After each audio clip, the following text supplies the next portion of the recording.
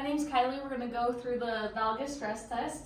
So first, we're going to have our patients in about full flexion or full extension. We're going to slightly flex it so it's relaxed. I'm going to stabilize here, and then I'm going to create a valgus force going in.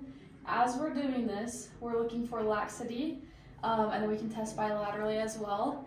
And this is looking for an MCL sprain, which is on the ulnar side. Okay, my name is Cassidy. I'm going to be doing the varus test.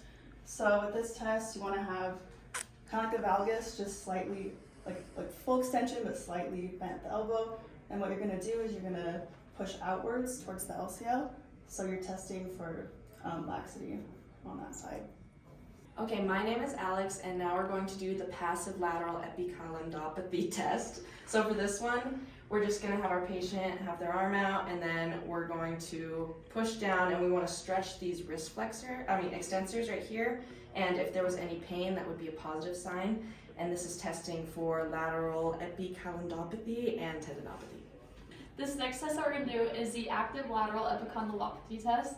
So we're going to have our patient bring their arm up, and we're just going to have them resist our wrist extension. So we'll give them that. And as we're doing that, we're looking for pain. That will be our positive test. And this is testing for lateral epicondylopathy and tendinopathy. Okay, so this next test is called the passive medial epicondylopathy test. So for this test, you're just going to grab the patient's arm, and you're going to fully extend the elbow and then extend at the wrist. So over here, you're looking for pain in the medial epicondylopathy and tendinopathy. This is the active medial epicondylopathy test. So for this one, we're going to have our patient's arm out, and this time we're going to have them resist the flexion motion right there.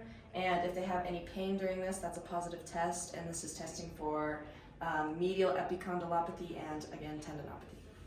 The next test that we're going to do is called the elbow flexion test. So we're going to have our patients flex their elbows and extend their wrists, kind of like this. And we're going to have them hold that for 3 minutes. We won't show that in this video, but as they're doing that, we're looking for a positive sign, which will be paresthesia, and then we are looking for ulnar nerve entrapment or compression. So this next test is called the radial ulnar collateral stress test. So for this test, you're going to stabilize the patient's wrist, and what you're going to do is you're going to bring it into radial and ulnar, and applying stress on the radial side and the ulnar side. And what you're testing for is pain and laxity of the RCL sprain and the UCL sprain. Okay, this test is called the Phalen's test. So for this, we're going to have our patient put their back of their hands together, elbows high, and then we'll have them drop their elbows and then hold this for 1 minute. And during this test, if they experience any paresthesia, then that is a positive sign, and we are looking for carpal tunnel syndrome. So this next test is called the Finkelstein's test. So what you're going to have your patient do is you're going to have them extend their arms, and you're going to have them grasp their fingers around their thumbs and then ulnar deviate. And what this is doing is you're testing for reproduction of signs and symptoms and of de Quervain's syndrome.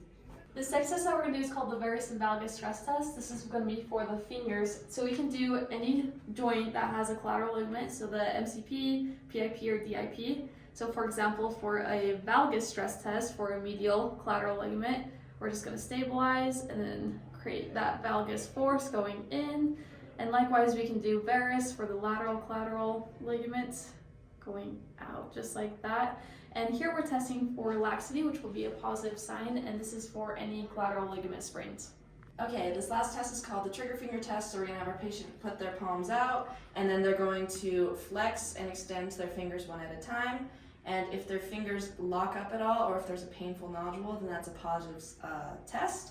And for this, we're looking for flexor tenosynovitis.